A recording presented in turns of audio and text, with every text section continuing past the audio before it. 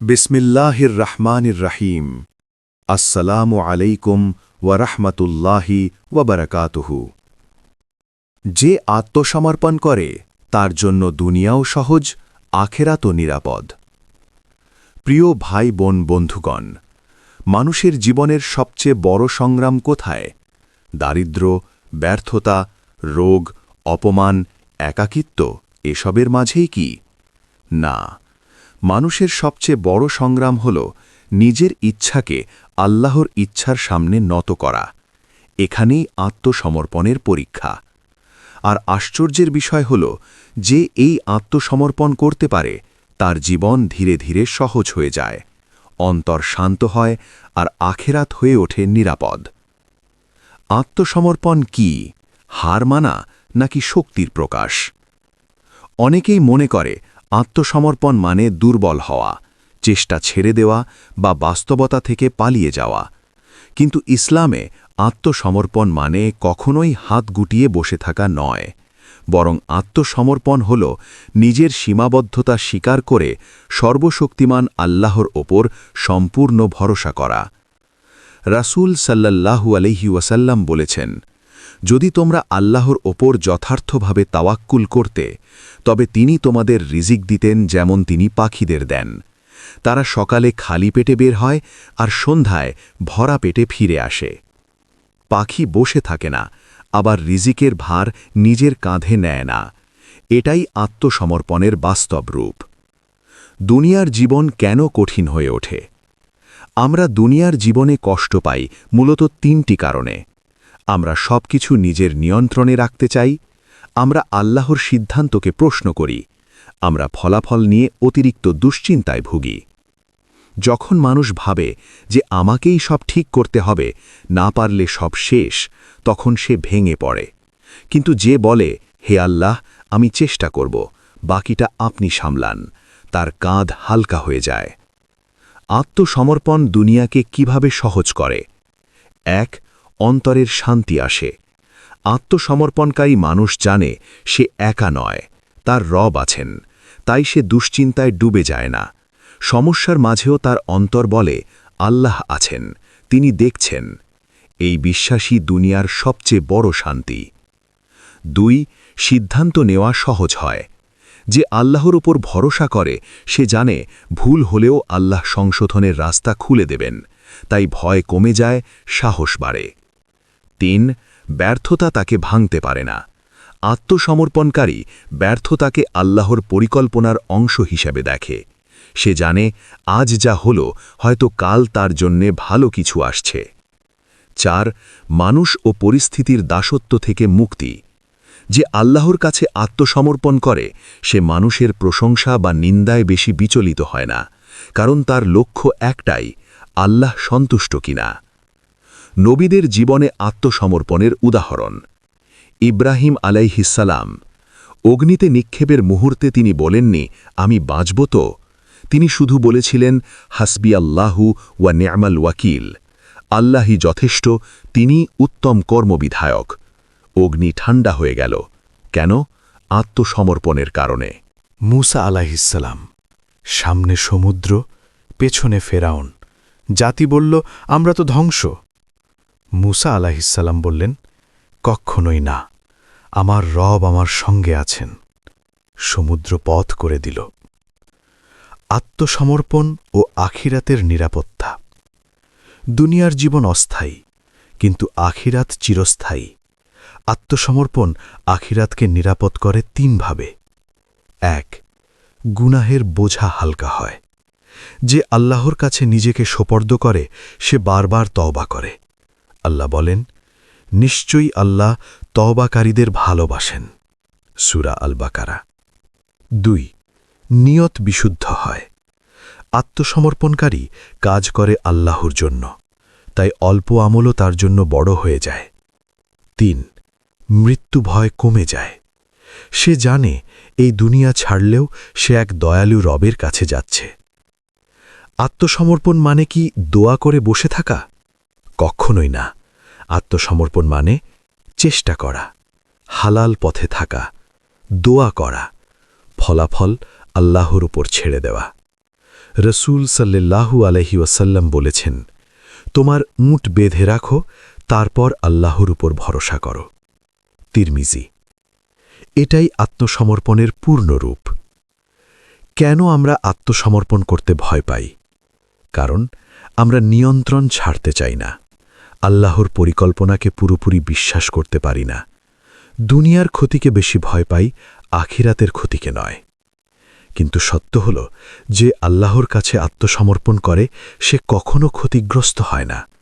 হয়তো তার প্রাপ্তি দেরি হয়, কিন্তু নষ্ট হয় না। আত্মসমর্পণ শেখার কিছু বাস্তব উপায়। ১. প্রতিদিন অন্তত একবার বলুন, হে আল্লাহ, আমি আপনাকে ভরসা করি। ২. নামাজে নিজের সমস্যা খুলে বলুন। ৩. যা হারিয়েছেন তার পেছনে লুকানো শিক্ষা খুঁজুন। ৪. ফলাফল নিয়ে অতিরিক্ত দুশ্চিন্তা বন্ধ করুন। ৫. আল্লাহর সিদ্ধান্তকে সম্মান করতে শিখুন। প্রিয় বন্ধু, যে আত্মসমর্পণ করে সে দুর্বল হয় না, সে শক্তিশালী হয়। যে আত্মসমর্পণ করে তার দুনিয়ার বোঝা হালকা হয়, আর যে আত্মসমর্পণ করে তার আখিরাত নিরাপদ হয়। আজ যদি আপনার জীবন কঠিন লাগে, যদি দুশ্চিন্তা আপনাকে গ্রাস করে, তবে হয়তো আল্লাহ আপনাকে ডাকছেন একটাই পথে, আমার কাছে ফিরে এসো, আমি তোমাকে সহজ করে দেব। আত্মসমর্পণ করুন, দুনিয়াও সহজ হবে, আখিরাতও নিরাপদ হবে। যে আত্মসমর্পণ করে তার জন্য দুনিয়াও সহজ, আখিরাতও নিরাপদ। আত্মসমর্পণ, পরীক্ষা ও আল্লাহর গোপন অনুগ্রহ। মানুষ সাধারণত তখনই আত্মসমর্পণের কথা ভাবে যখন সব দরজা বন্ধ হয়ে যায়। কিন্তু প্রকৃত আত্মসমর্পণ তখন নয়। প্রকৃত আত্মসমর্পণ হল দরজা খোলা থাকলেও আল্লাহকে অগ্রাধিকার দেওয়া। কারণ আল্লাহর উপর ভরসা শুধু সংকটের সময়ের কোনো বাক্য নয়, এটা একটা জীবন ব্যবস্থা। এই পর্বে আমরা জানব কেন আত্মসমর্পণকারী মানুষ পরীক্ষার মধ্যেও শান্ত থাকে, কেন তার জীবনের কষ্টগুলো তাকে ধ্বংস করে না, বরং ধীরে ধীরে তাকে উঁচুতে তুলে নেয়। আত্মসমর্পণ ও পরীক্ষা। কেন আল্লাহ কষ্ট দেন? অনেকেই প্রশ্ন করে, যদি আমি আল্লাহর কাছে আত্মসমর্পণই করি তাহলে কষ্ট আসে কেন? এই প্রশ্নের উত্তর খুব গভীর। আল্লাহ কষ্ট দেন ধ্বংস করার জন্য নয়, বরং পরিশুদ্ধ করার জন্য, প্রস্তুত করার জন্য, উন্নত করার জন্য এবং তার দিকে ফিরিয়ে আনার জন্য। কোরআনে আল্লাহ বলেন, আমি অবশ্যই তোমাদের পরীক্ষা করব ভয়, ক্ষুধা, সম্পদ, জীবন ও ফল ফসলে ঘাটতির মাধ্যমে, আর সুসংবাদ দাও ধৈর্যশীলদের। সূরা বাকারা, আয়াত ১৫৫। খেয়াল করুন, আল্লাহ বলেননি যদি পরীক্ষা করি, বলেছেন অবশ্যই পরীক্ষা করব। তাই পরীক্ষাকে অস্বাভাবিক ভাবা ঈমানের দুর্বলতা। আত্মসমর্পণকারী মানুষ পরীক্ষায় আলাদা কেন? একই কষ্ট একজনকে ভেঙে দেয় আর অন্যজনকে গড়ে তোলে। পার্থক্য কোথায়? পার্থক্য আত্মসমর্পণে। যে আত্মসমর্পণ করে সে বলে, হে আল্লাহ, আমি বুঝি না কেন এটা হচ্ছে, কিন্তু আমি বিশ্বাস করি এটা আমার জন্য খারাপ নয়। এই বিশ্বাসই তাকে আলাদা করে। হজরত আইয়ুব আলাইহিসসালাম আত্মসমর্পণের চূড়ান্ত উদাহরণ। দীর্ঘদিন রোগ, সম্পদহানি, সন্তানহানি সবই এসেছিল আইয়ুব আলাইহিসসালামের জীবনে, কিন্তু তিনি কখনো বলেননি, হে আল্লাহ, কেন আমার সাথে এমন? তিনি শুধু বলেছিলেন, হে আমার রব, কষ্ট আমাকে স্পর্শ করেছে, আর আপনি তো দয়ালুদের মধ্যে সর্বাধিক দয়ালু। সূরা আম্বিয়া, আয়াত ৮৩। এটাই আত্মসমর্পণ। অভিযোগ নয়, আবেদন। অবিশ্বাস নয়, আস্থা। ফলাফল, আল্লাহ সব ফিরিয়ে দিলেন, বরং আগের চেয়েও বেশি। আত্মসমর্পণ দুনিয়ায় সম্মান বাড়ায়।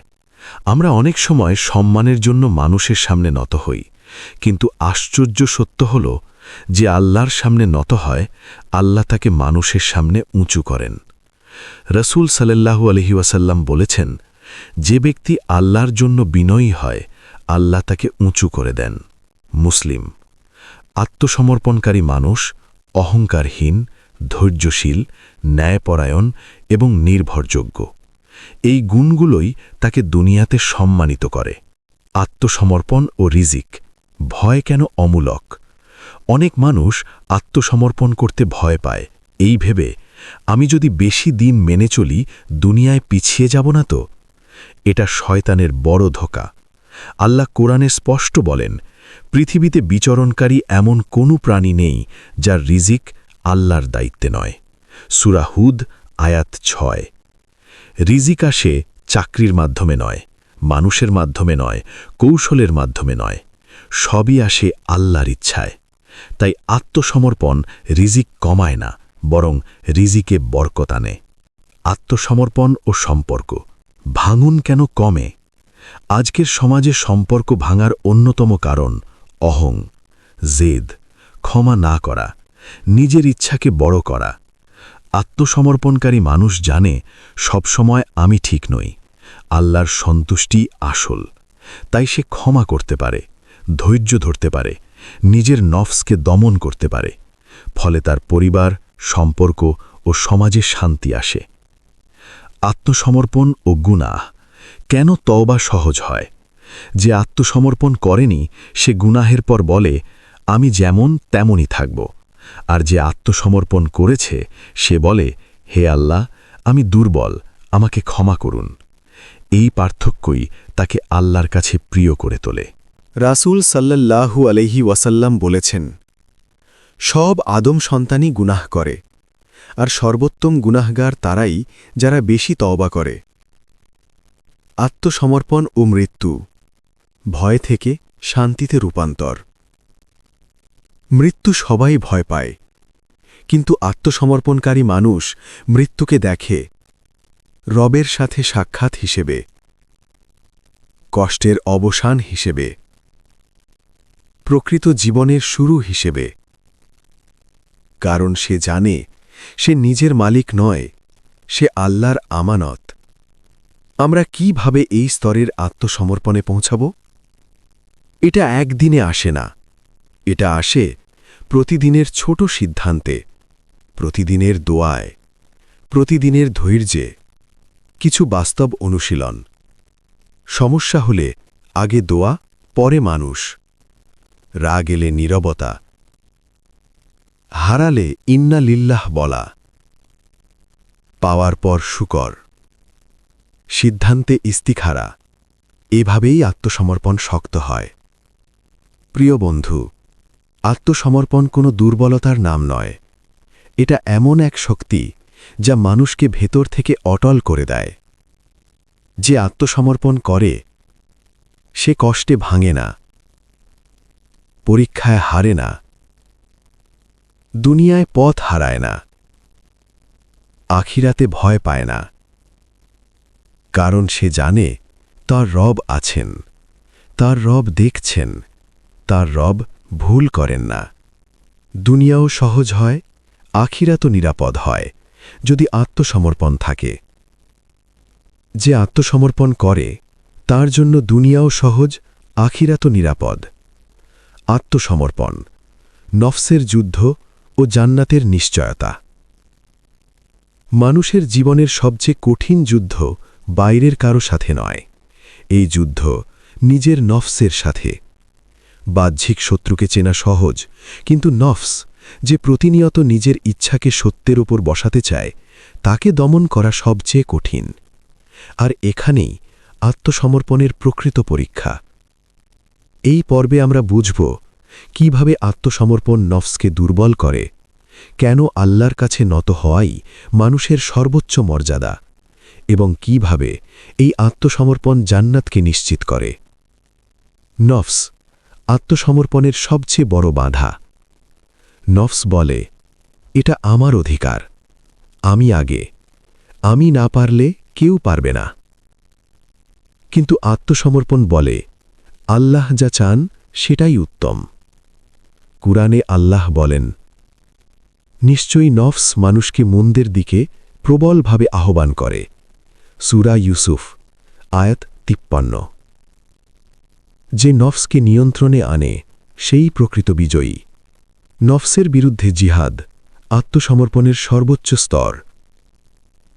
রাসূল সাল্লাল্লাহু আলাইহি ওয়াসাল্লাম বলেছেন, সাহাবাদের এক যুদ্ধ থেকে ফিরে বলেছিলেন, আমরা ছোট জিহাদ থেকে বড় জিহাদের দিকে ফিরেছি।